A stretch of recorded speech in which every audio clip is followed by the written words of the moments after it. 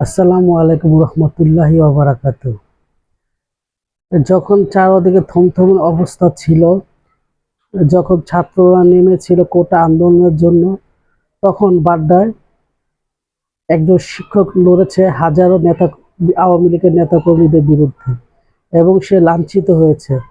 সে নিজে ছাত্রকে বাঁচাতে গিয়ে সে লাঞ্ছনার শিকার হয়েছে। দেখুন। মুক্তিযোদ্ধা বাংলাদেশের সব রাজাকার না, বাংলাদেশের সব রাজাকার। আমার সাথে আসেন আপা। এই আপনারা তোলেন ওদের ছবি তোলেন। বাংলাদেশের সব রাজাকার, বাংলাদেশের সব রাজাকার। দেশের শত্রু, দেশের শত্রু আপনি, দেশের শত্রু আপনি। এই মুক্তিযুদ্ধের সন্তান, এই মুক্তিযুদ্ধের সন্তান। মুক্তিযোদ্ধা স্লোগান দিবেন। আপা আমার সাথে আসেন, আমার সাথে আসেন। আমার সাথে আসেন আপা। আপা আমার সাথে আসেন। আপা আমার সাথে আসেন। শিক্ষা দেন, এই শিক্ষা। শিক্ষা পাইছো। আপা আমার সাথে আসেন। আব্দুল দাশের আপনারা। ভাই শিক্ষা পাইছেন। আপা আপনি এভাবে আসেন নাই। আপা আমার সাথে আসেন। এই আপা আমার সাথে ছবি তোলেন। আপা আমার সাথে আসেন। ছবি তোলেন। দেশের শত্রু।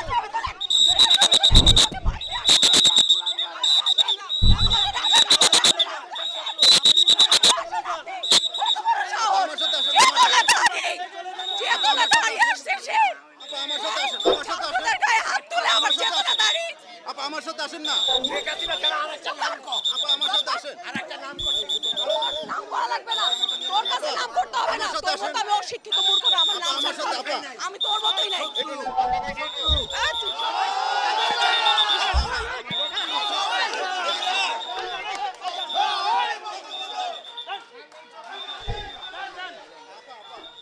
আরে বাবু আরে আসে চাইতে বলছে। আরে বলবো না।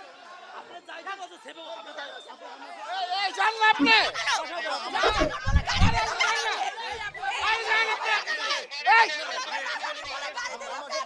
এই জান আপনি। আপনি জীবন বাদশাতে চলে যান। আরে আপনি বাদশাতে চলে যান। যান যান।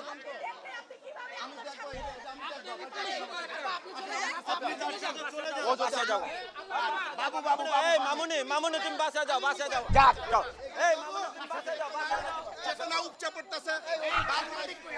টানবে টানবে। টানবে। দেশের শত্রু, দেশের শত্রু কুলাঙ্গার। তুই সবচেয়ে বড় দুর্নীতিবাজ। তুই সবচেয়ে বড় দুর্নীতিবাজ। এই জান এই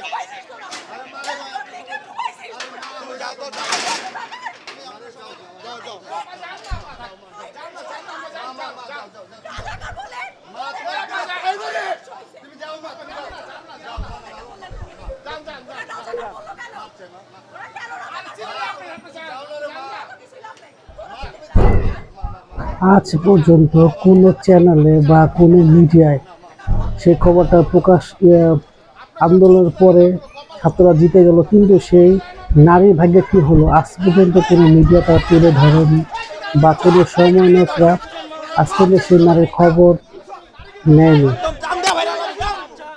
আমরা চাই যে সেই নারীকে প্রকাশ্যে আনা হোক। সেই নারীর সাথে সেদিন কী ঘটেছিল তা অবশ্যই জনগণের জানা দরকার। ঠিক এইভাবেই প্রকৃত জুলাই যোদ্ধারা হারিয়ে গেছে। কত লোক শহীদ হয়েছে তার কোনো